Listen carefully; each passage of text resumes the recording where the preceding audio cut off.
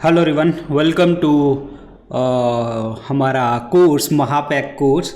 और इसमें यार हम डिस्कस करने वाले हैं जो हमारा आईबी एग्ज़ाम होने वाला है 2025 का, तो उसके कुछ एमसीक्यूज़ डिस्कस करेंगे। और इसमें हम सब्जेक्ट वाइज जो हैं हम एमसीक्यू डिस्कस करेंगे। जैसे सेट 1 आज हमारा हिस्ट्री का एमसीक्यूज़ है, तो इसमें डिस्कस करेंगे महत्वपूर्ण क्वेश्चन, और जिस तरीके का एग्ज़ाम का पैटर्न है उसी के अकॉर्डिंग हम इसमें डिस्कस करेंगे, आपको पता लगेगा। और मैंने यूट्यूब पे भी बताया था, बट मैं आपको यहाँ पे भी बता देता हूँ। तो बच्चे, सबसे पहले तो हमारा जो आपको इस महापैक के अंदर 3 कोर्सेज मिले हैं, ठीक है। जीए एक बैच मिला है, सिलेक्शन बैच, जो कि हमारा थियरी बैच है। एक आपको 10,000 एमसीक्यू वाला बैच मिला है, और एक आपको मिला है पीसीएस का, जिसमें हमने 3,000 क्वेश्चन के आसपास डिस्कस किए हुए हैं, ठीक है। तो इसमें आपको जीएस के एमसीक्यू सारे के सारे पढ़ लेने हैं, ये वाले।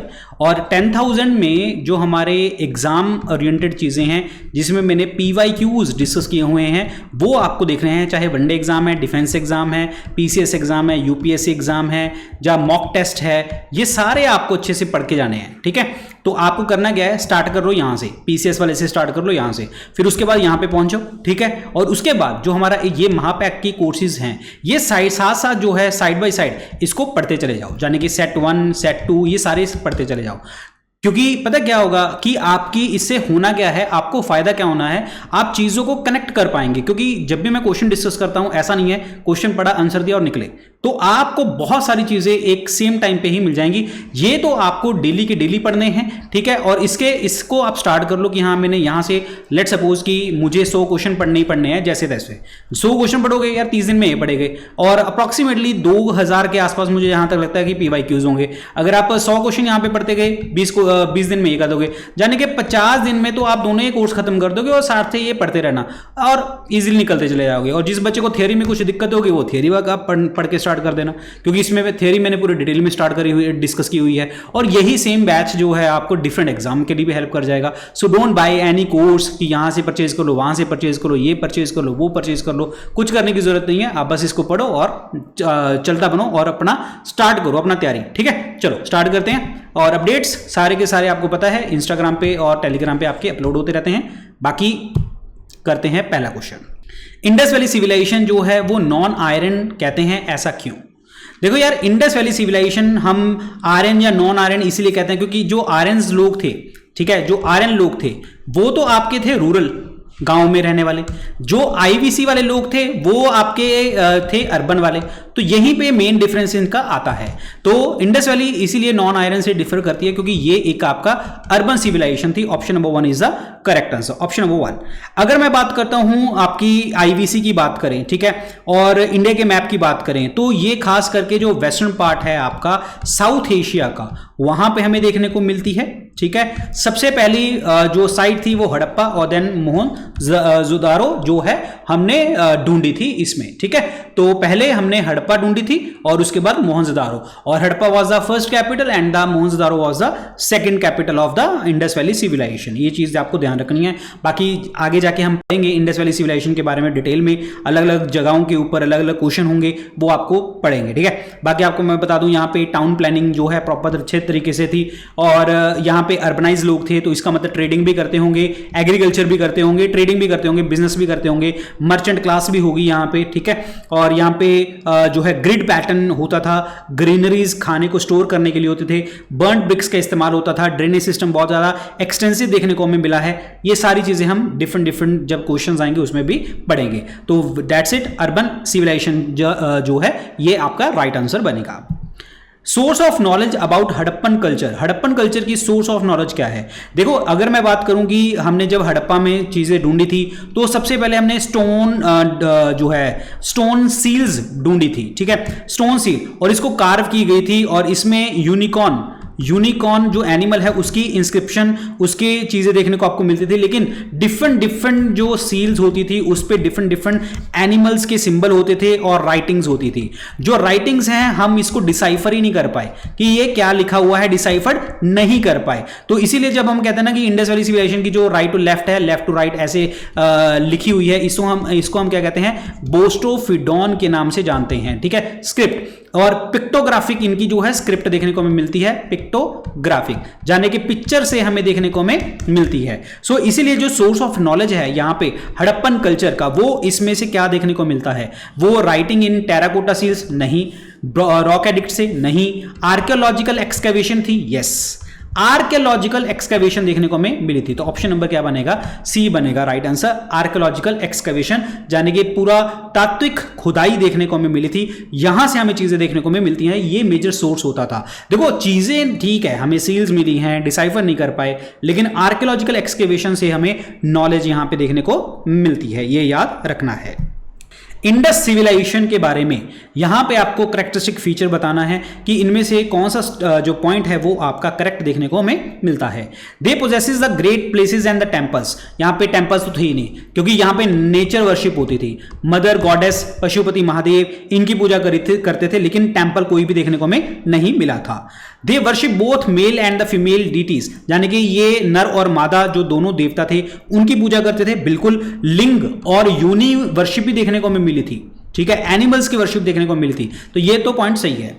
दे employed horse drawn chariot in the warfare, यानी कि यहां पे जो ये हॉर्स चलाता हुआ जो चीजें हैं ये हमें देखने को मिलती थी, नहीं ऐसा कुछ भी नहीं था। और यहां पे तो हमें बहुत सारे एनिमल्स जैसे गोट हो गया, बफेलोज, एलिफेंट, डॉग्स, कैमल्स, ये डोमेस्टिकेट किए जाते थे, हॉर्स वाली कोई चीज देखने को हमें नहीं मिली थी। तो ये पहला और तीसरा गलत है, तो यहां पे पूछा गया है सही बताना है, तो सही सिर्फ और सिर्फ सेकंड स्टेटमेंट जो है आपका सही है। देखो एक चीज आपको बता दूं, जब इंडस सिविलाइजेशन चल रही थी तो उसके साथ कंटेम्प्रेरी सिविलाइजेशन में इजिप्ट, मेसोपोटामिया, चाइना, ये सिविलाइजेशन भी आपकी चल रही थी, ये याद रखना है, वेरी इंपॉर्टेंट। अगला क्वेश्चन देखिए जी, मुगल एम्परर अकबर के रिगार्डिंग है, इसमें आपको स्टेटमेंट बताना है कि कौन सा स्टेटमेंट यहां पे बिल्कुल सही है। यहां पे number 1, Tansen was given the title to, Tansen जो है वो टाइटल दिया गया था रामबली पांडे, रामबली पांडे को दिया गया था by the Mughal emperor Akbar के द्वारा। पहली बात तो रामबली पांडे नहीं थे, ये थे रामतनु पांडे, ठीक है, रामतनु पांडे, रामबली पांडे नहीं थे, रामतनु पांडे थे, तो ये स्टेटमेंट जो है आपका रॉन्ग है। Akbar was married with the sister of Raja Man Singh, Akbar की शादी हुई थी, नहीं, वो हुई थी जहांगीर की, राजा मानसिंह की बहन के साथ जहांगीर की शादी देखने को हमें मिलती। ये राजा मानसिंह कौन है, अंबेर के राजा हैं, ओके। तो अबुल फजल जो हैं वो ऑथर हैं आईने अकबरी के, आईने अकबरी जहां पे अकबर की बायोग्राफी देखने को हमें मिलती है, ये सब चीजें हैं, ठीक है, तो ये बिल्कुल सही स्टेटमेंट है।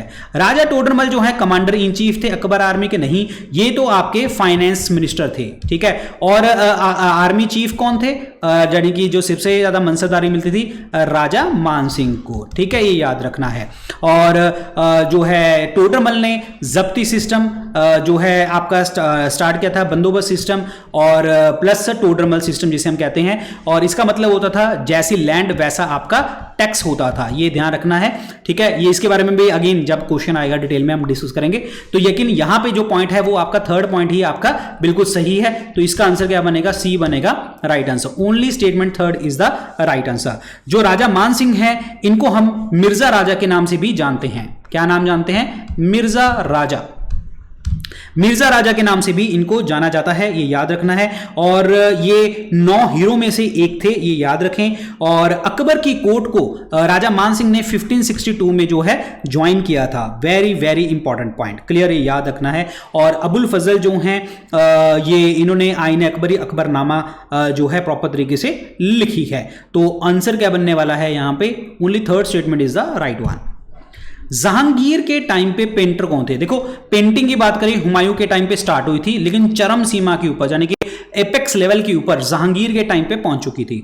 और अगर हम बात करते हैं यहां पे जैसे जो जहांगीर के टाइम पे खास करके जो मेन पर्सन होते थे, अब्दुल समद नहीं, अब्दुल समद तो नहीं थे, अब्दुल समद तो हुमायूं के टाइम पे थे, अबुल हसन थे, अका राजा थे, मीर सैयद अली नहीं, मीर सैयद अली भी हुमायूं के टाइम पे थे। ये जहांगीर, तो इसका मतलब क्या बनेगा, सेकंड एंड थर्ड जो है आपका राइट आंसर है, तो इसका मतलब ऑप्शन नंबर बी बनेगा राइट आंसर।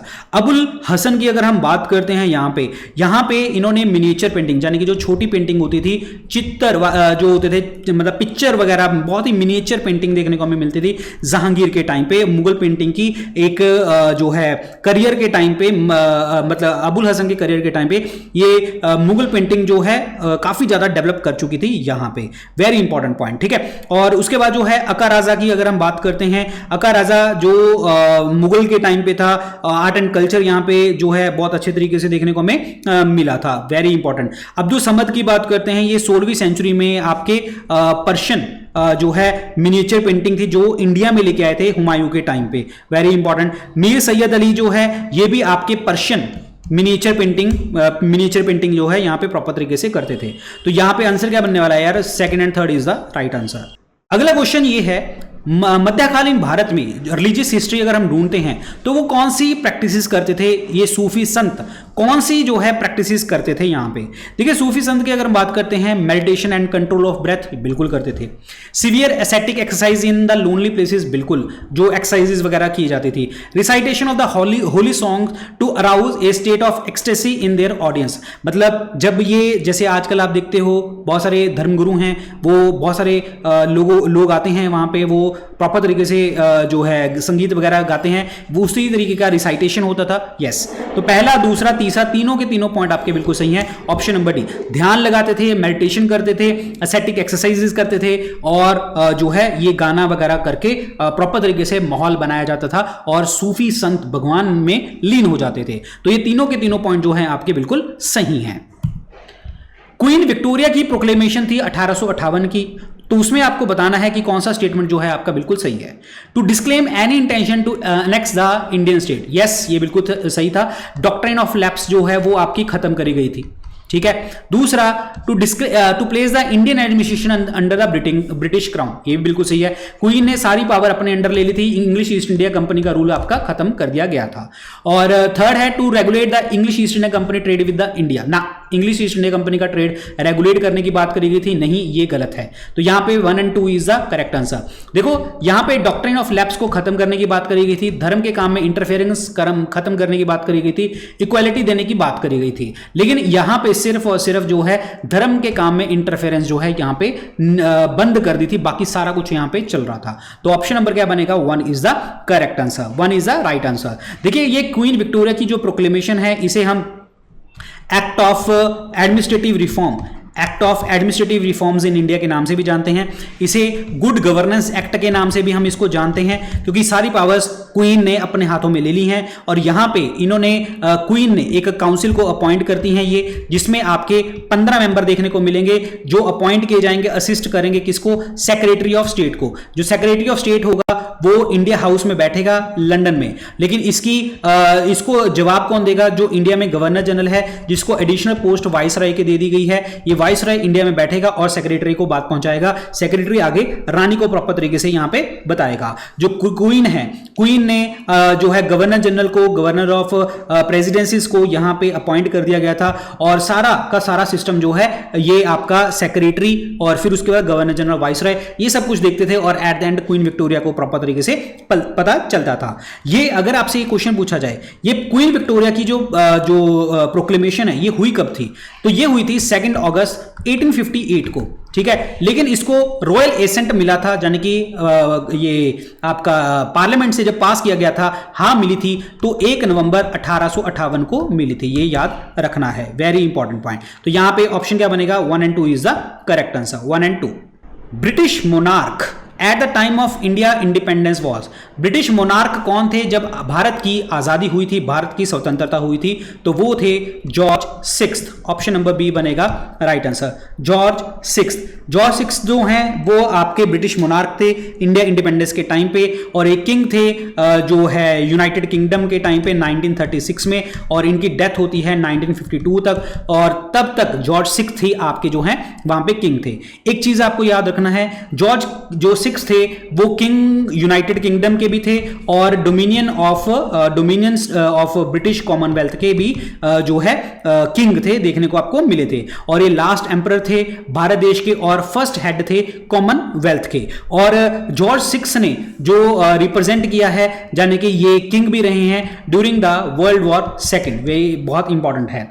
और अगर आपसे पेपर में पूछा जाए कि एक जॉर्ज फिफ्थ भी थे, जॉर्ज फिफ्थ जो थे वो वर्ल्ड वॉर वन के टाइम पे थे, वर्ल्ड वॉर वन के टाइम पे जॉर्ज फिफ्थ थे, और जॉर्ज सिक्स्थ जो थे वो वर्ल्ड वॉर टू के टाइम पे थे। 1936 से लेकर 1952 तक का इनका टाइम है। ऑप्शन नंबर बी बनेगा राइट वन। असर्शन रीजन का क्वेश्चन है जी, इसमें आपको बताना है कि कौन सा ऑप्शन जो है यहां पे सही है, करेक्ट आंसर आपको बताना है।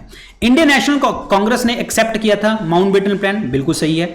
और ये बिलीव करते थे टू नेशन थ्योरी को, नहीं, आईएनसी ने कभी भी टू नेशन के बारे में बात नहीं करी थी। तो पहला सही है, दूसरा गलत है, तो आंसर क्या बनेगा इसमें, असर्शन सही है और रीजन आपका फॉल्स है। अब देखिए यहां पे अगर हम बात करते हैं कि माउंटबेटन प्लान को एक्सेप्ट करने का रीजन क्या था, कि जो कम्युनल राइट्स हो रहे थे, जो आपके जातिवादों के दंगे हो रहे थे, इसको क्या करना था, हमने अवॉइड करना था, ये ध्यान रखें, ठीक है। और यहां पे जो आपकी इंडियन नेशनल कांग्रेस है, इसने जब मुस्लिम माउंटबेटन प्लान को एक्सेप्ट किया था, उसके पीछे बहुत सारे रीजन थे। माउंटबेटन प्लान जो है 3 जून 1947 को देखने को आपको मिला था, और इसको डिकी बर्ड प्लान के नाम से भी हम जानते हैं। इसको आईएनसी ने एक्सेप्ट इसीलिए किया था क्योंकि जब इंटरिम गवर्नमेंट बनी हुई थी तो जो मुस्लिम लीग थी उसको काम करने नहीं दे रही थी, और इसी कारण जो है कांग्रेस को डिफिकल्टी हो रही थी गवर्नमेंट के साथ काम करके रहने की। और उसके बाद जो है लार्ज स्केल कम्युनल राइट्स देखने को मिल रहे थे, और अगर ये पावर डिले होती और भी, मतलब ये जो इंडिया ने पावर एक्सेप्ट करी थी, माउंटबेटन प्लान को एक्सेप्ट किया था, अगर ये ट्रांसफर करने में डिले होता तो सिविल वॉर हो जानी थी इंडिया में और रूलर्स के बीच में, और इसीलिए इसको रोकने के लिए ये बात करी गई थी। तो लेकिन आईएनसी ने कभी भी टू नेशन थ्योरी के बारे में बात नहीं करी थी, तो ऑप्शन नंबर सी बनेगा right answer, answer number C. Next question है, ये कुछ किताबें हैं और ये कुछ ऑथर हैं, आपको बताना है कि कौन सा ऑप्शन जो है आपका सही है। यहां पे तबाकत ए अकबरी, ये जो है मिनहास उद्दीन सिराजुद्दीन, यानी कि यहां पे क्या बनने वाला है, यहां पे ऑप्शन बनेगा 2, ठीक है। उसके बाद है तबाकत ए नासिरी, ये है अल उतबी नंबर 1, तारीख फिरोज शाही जियाउद्दीन बारानी नंबर 4, तारीख जामिनी निजामुद्दीन। बच्चे इसको रट्टा मार लो 2 1 4 3, बस इसको ऑप्शन से याद करना है आपको। ऑप्शन नंबर बी बनेगा राइट आंसर, और बात ज्यादा इन डेप्थ में जाने की जरूरत नहीं है। अगर क्वेश्चन आएगा तो इसी तरीके से मतलब आएगा आपको मैच ऑफ द फॉलोइंग करके। Option number B. Annie Besant के बारे में आपको पॉइंट बताना है कि एनी बेसेंट कौन थी, क्या थी, ठीक है। देखिए जी, एनी बेसेंट जो हैं वो रिस्पॉन्सिबल रही हैं होम रूल मूवमेंट के साथ, बिल्कुल सही है। देखो होम रूल मूवमेंट 2 लोगों ने स्टार्ट करी थी, एक तो बाल गंगाधर तिलक जी ने, और जिन्होंने हेडक्वार्टर बनाए थे महाराष्ट्र में, ठीक है, कौन से, पुणे, ठीक है। और उसके बाद एनी बेसेंट थी जिन्होंने मद्रास अदियार जो है आपके हेडक्वार्टर प्रॉपर तरीके से बनाती हैं, और सबसे पहले जो है यहां पे स्टार्ट हुई थी, और फिर एनी बेसेंट ने, तो इन्होंने होम रूल लीग स्टार्ट किया, बिल्कुल सही है। ये फाउंडर थे थियोसॉफिकल सोसाइटी के, गलत। थियोसॉफिकल सोसाइटी जो है 1875 में न्यूयॉर्क में स्टार्ट होती है मैडम एचपी ब्लावस्की के द्वारा, ठीक है। मैडम एचपी जो है ब्लावस्की के द्वारा स्टार्ट होती है, और मेजर एचएस ऑलकॉट, ठीक है, इनके द्वारा स्टार्ट करी जाती है, not by the Annie Besant. ये चीज आपको ध्यान रखनी है। और एनी बेसेंट तो वैसे भारत देश में 1893 में देखने को आपको मिली थी, ठीक है, 1893 में देखने को आपको मिली थी। Once the president of Indian National Congress, yes, 1917 में पहली महिला जो चेयरपर्सन रही थी कलकत्ता सेशन में, वो एनी बेसेंट रही थी। तो पहला सही है, दूसरा गलत, तीसरा सही है, तो ऑप्शन नंबर क्या बनेगा, सी। 1 और 3 बनेगा राइट आंसर, 1 और 3, वेरी वेरी वेरी इंपॉर्टेंट, ठीक है। अच्छा, एक चीज और देखिए कि ये बाल गंगाधर तिलक जी ने महाराष्ट्र हेडक्वार्टर बनाए थे पुणे में, लेकिन इनकी एक शहर बॉम्बे एक्सक्लूडेड था। महाराष्ट्र में बॉम्बे शहर में ये इंडियन होम रूल लीग स्टार्ट नहीं करी गई थी, ये याद रखना। Option number C. With reference to swadeshi movement, इसके रिगार्डिंग आपको स्टेटमेंट बताना है कि कौन सा स्टेटमेंट सही है। It contributed to the revival of the indigenous artisan craft and industry. Swadeshi movement का मतलब ये था कि जो हमारे भारत देश के आर्टिस्ट हैं, इंडस्ट्रीज हैं, उसको रिवाइव करना, बिल्कुल सही है। नेशनल काउंसिल ऑफ एजुकेशन ने इस्टेब्लिश किया गया था एज ए पार्ट ऑफ स्वदेशी मूवमेंट, बिल्कुल सही है कि ये दोनों के दोनों ऑप्शन आपके बिल्कुल सही हैं। ऑप्शन नंबर सी।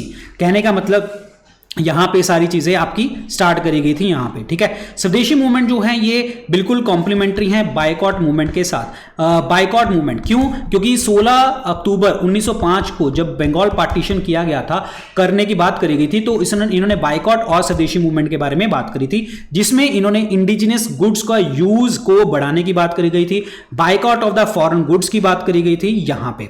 और यहाँ पे इन्होंने स्वदेशी इंडस्ट्रीज को इस्टेब्लिश किया था, जिसमें आपकी कपड़े की मिल होती थी, बैंक्स और केमिकल वर्क्स, इंश्योरेंस कंपनीज, ये सारी सेटअप करी गई थी यहाँ पे, वेरी इंपॉर्टेंट। और स्वदेशी मूवमेंट के साथ जो है बहुत सारे लोग थे, जैसे बाल गंगाधर तिलक की अगर बात करी जाए, विपिन चंद्र पॉल की बात करी जाए, लाला लाजपत राय जी की बात करी जाए, तो ये मेन लोग थे जिन्होंने स्वदेशी मूवमेंट को आगे लेके गए। और इन्होंने रिवाइव किया इंडिजिनस आर्ट को, क्राफ्ट को, इंडस्ट्रीज को और एजुकेशन को प्रमोट करने की बात करी थी। तो ऑप्शन नंबर क्या बनेगा? सी बनेगा right answer. All two statement are the correct one. चलिए जी, इसमें आपको करेक्ट आंसर बताना है, आपको क्रोनोलॉजी में लगाना है, पहले कौन, पहले दूसरा कौन। देखिए, अगर मैं बात करता हूं जब इल्तुतमिश था, इल्तुतमिश जो रियल सुल्तान ऑफ दिल्ली सल्तनत और दिल्ली कैपिटल इन्होंने बनाई थी, इनकी डेथ के बाद जो है रुकनुद्दीन ये जो है एज ए किंग बनता है 1236 में, ठीक है। फिर उसके बाद मुबारक खान आते हैं। मुबारक खान जो हैं 1316 से लेके 1320 तक रहते हैं। फिर उसके बाद जो हैं फिरोज शाह तुगलक आते हैं 1351 से लेके 1388 तक। और उसके बाद आलम शाह 1445 से लेके 1451 तक। आपको ईयर याद करने की जरूरत नहीं है, बट आपको कहानी जब आप पढ़ते हैं तो आपको एक क्लियर होना चाहिए। तो इसका आंसर क्या बनेगा? 1 2 3 4 बनेगा right answer, option number C. चलिए जी, इसमें कुछ डिपार्टमेंट्स हैं और इसको कौन सा मैटर डील करते हैं ये आपका क्वेश्चन है। दीवाने अर्ज की बात करते हैं, ये आपका मिलिट्री डिपार्टमेंट है नंबर 4। दीवाने रिसालत की बात करिए, ये आपके रिलीजियस चीज़ों के साथ लिंक है नंबर 1। दीवाने इंशा की अगर हम बात करते हैं, ये लिंक करते हैं स्टेट कॉरस्पॉन्डेंस, यानी कि जो पत्राचार से निपटारे जो भी हैं आपके स्टेट के, नंबर 2। विजारत जो है फाइनेंस के साथ लिंक करते हैं नंबर 3। तो 4 1 2 3 बनेगा right answer, option number D बनेगा राइट आंसर। 4 1 2 3 बनेगा करेक्ट वन, वेरी इंपॉर्टेंट। इनमें से कौन सी चीज जो है वो रिलेट नहीं करती इक्ता सिस्टम के साथ? देखिए, इक्ता सिस्टम का मतलब क्या था कि जो लोग काम करेंगे एडमिनिस्ट्रेशन में, उनको जो है लैंड गिफ्ट करी जाएगी, जिसे हम इक्ता सिस्टम कहते थे, और इसको सैलरी कैश में नहीं मिलेगी, सिर्फ लैंड मिला करेगी। तो ये इल्तुतमिश के टाइम पे देखने को हमें मिली थी। अब क्वेश्चन क्या कह रहे हैं कि इनमें से कौन सी कैरेक्टरिस्टिक फीचर नहीं है? Muqti was supported to maintain troops out of the revenue collected from the iqta. जो लोग होते थे, जो मंत्रालय होते थे, इक्ता जो एडमिनिस्ट्रेटर होते थे, इक्ता से जो रेवेन्यू लेते थे उसमें वो ट्रूप्स को भी मेंटेन करते थे। बिल्कुल सही पॉइंट है ये आपका। सियासतनामा जो है इक्ता सिस्टम का ये सोर्स देखने को मिलता है, ये भी सही है। रेवेन्यू जो इक्ता से आता था वो सुल्तान के अकाउंट में डायरेक्टली डिपॉजिट हो जाता था, ये तो लैंड थी, रेवेन्यू कहाँ आना था? Iqta was a revenue collection system, ये भी सही है। तो ये सुल्तान के पास कुछ नहीं आता था, इसका जो भी आता था वो आपका टैक्स कलेक्शन रिस्पॉन्सिबिलिटी होती थी इक्तादार की, जो इक्ता को होल्ड करते थे।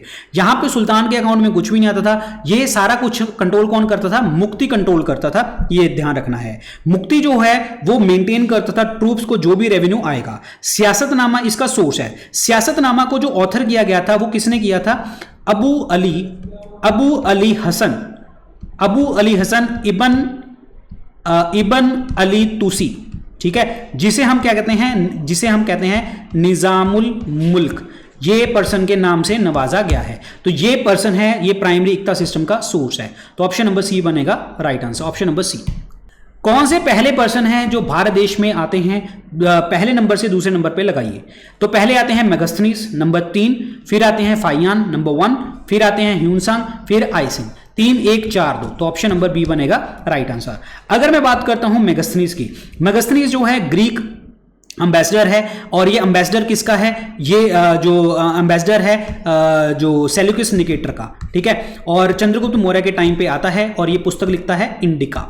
ये ध्यान रखें, इंडिका पुस्तक लिखता है। फाहियान जो है चंद्रगुप्त सेकंड के टाइम पे देखने को आपको मिलता है, और ये ग्रीस से देखने को आपको मिलता है, ये चाइना से था। पहला चाइनीज पिलग्रिम जो आता है वो फाहियान देखने को हमें मिलता है, वेरी वेरी इंपॉर्टेंट, ठीक है।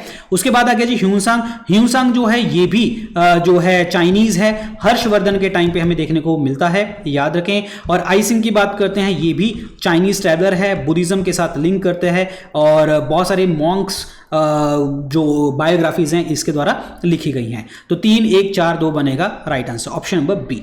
पियादशी और देवमप्रिया अपनी इंस्क्रिप्शन में कौन से राजा का नाम देखने को हमें मिलता है?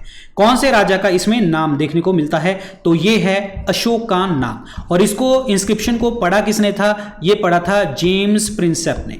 इसने जेम्स प्रिंसेप ने पढ़ा था, जिसने बात करी थी जो पियादशी है, जो देवमप्रिया है, ये क्या है? Beloved of gods, beloved of the gods, यानी कि भगवान को प्रिय है ये, ठीक है। और पुराणों में अशोक का नाम जो है अशोक वर्धन के नाम से भी देखने को हमें मिलता है, अशोक वर्धन, ठीक है, ये ध्यान रखें, इंपॉर्टेंट है। और जो रूलर अशोक है आपका, और ये मौर्य राजा है, ये बिंदुसार का बेटा है, और जो इनकी पत्नी and one of his queen जिसका नाम है धर्म, उसका बच्चा है।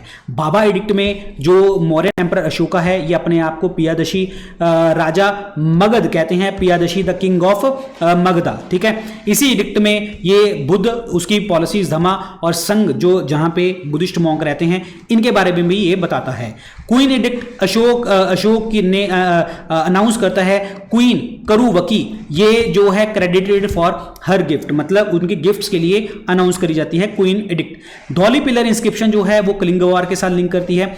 मस्की इनकी माइनर इंस्क्रिप्शन है, जहां पे इनका टाइटल है देवमप्रिया और अशोक के नाम से इनको नवाजा गया है यहां पे। तो these are very important points. इनमें से कौन सा स्टेटमेंट जो है मतलब कौन सा मैच जो है आपका करेक्टली मैच देखने को नहीं मिलता? तो यहां पे क्या है? समुद्रगुप्त ईरान इंस्क्रिप्शन के साथ लिंक करते हैं, बिल्कुल सही है। पाटिका तक्षशिला इंस्क्रिप्शन के साथ है, बिल्कुल सही है। और यहां पे लिखा हुआ है प्रवती गुप्ता, नहीं, ये नहीं है। उदयगिरी केव जो हैं ये जैन धर्म के साथ लिंक करती हैं। उदयगिरी, खांडगिरी हिल्स जो उड़ीसा में देखने को हमें मिलती हैं, पर इनका कोई भी लेना देना यहां पे देखने को नहीं मिलता, ठीक है। और उसके बाद है कुमारगुप्त, ये मंदसौर इंस्क्रिप्शन के साथ संबंधित है, ये सही है। तो यहां पे इनकरेक्ट बन गया आपका थर्ड ऑप्शन जो है आपका इनकरेक्ट है।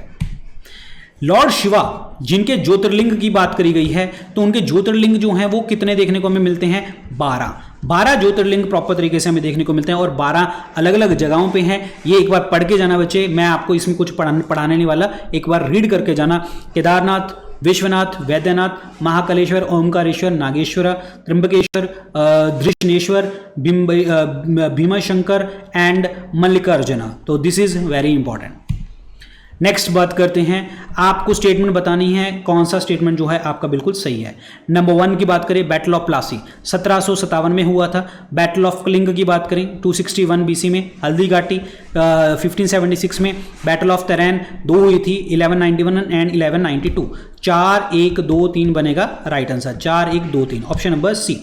अगर यहाँ पे हम प्लासी के युद्ध की बात करते हैं तो 23 जून 1757 को ये लड़ाई देखने को हमें मिलती है। और यहाँ पे रॉबर्ट क्लाइव जो है आपका, रॉबर्ट क्लाइव जो है मीर जाफर को अपने साथ मिला लेता है और सिराजुद्दौला को हरा देते हैं। सिराजुद्दौला, ठीक है, हरा देते हैं, और पॉलिटिकल पावर सारी की सारी जो है वो अंग्रेजों के पास आ जाती है। यहाँ पे कलिंग वॉर की बात करें 261 BC में अशोक की लड़ाई हुई थी, अशोक जीता था, लेकिन इसका वर्णन जो है 13th रॉक एडिक्ट में जो है प्रॉपर तरीके से अशोक के द्वारा किया गया है, ये याद रखें। बैटल ऑफ हल्दी घाटी की बात करते हैं, ये 1576 में जरूर लड़ी गई थी। इसमें महाराणा प्रताप और अकबर की फोर्सेस जहां पे लड़ी थी। अकबर की साइड से यहां पे राजा मानसिंह लड़ते हैं, ये ध्यान रखना है आपको, ठीक है। उसके बाद है यहां पे बैटल ऑफ तरेन। बैटल ऑफ तरेन 1191 एंड 1192 में हुई है। यहां पे फर्स्ट वॉर ये और सेकंड वॉर ये, दोनों लड़ाइयों में जो है मोहम्मद गोरी एंड पृथ्वीराज चौहान लड़े हैं। पहली लड़ाई में पृथ्वीराज चौहान जीते थे और सेकंड लड़ाई में जो है मोहम्मद गोरी जीता था, और उसके बाद जो है यहां पे मुस्लिम एम्पायर जो है आपका सेटअप किया गया था। तो ऑप्शन नंबर सी बनेगा राइट आंसर, 4, 1, 2, 3 बनेगा right one. Very important question, ठीक है। सो गाइज ये थे हमारे क्वेश्चन। बाकी अपडेट्स जो होंगे हमारे सारे के सारे अपडेट्स आपको टेलीग्राम चैनल पे मिलेंगे डॉक्टर विपिन गोयल के नाम से। इन क्लासेस को अच्छे तरीके से देखें और इसी तरीके से 20-20 क्वेश्चन जब तक आपका एग्जाम होगा तो हम प्रॉपर तरीके से यहाँ पे डील करेंगे। और इंस्टाग्राम पे आप मेरे से पर्सनली कनेक्ट कर सकते हैं, सारे अपडेट्स आपको यहाँ पे मिलेंगे। यूट्यूब की वीडियोज़ को जो है वो भी देखते रहना, थोड़ा बहुत जो IB के स्पेसिफिक होंगी और ये वाली क्लासेज आपको देखनी है। मैंने सारा का सारा आपको ट्रेंड बता ही दिया है कि पढ़ना कैसे है, ठीक है। So thank you so much guys, all the very best, take care, bye bye, Jai Hind, thank you so much.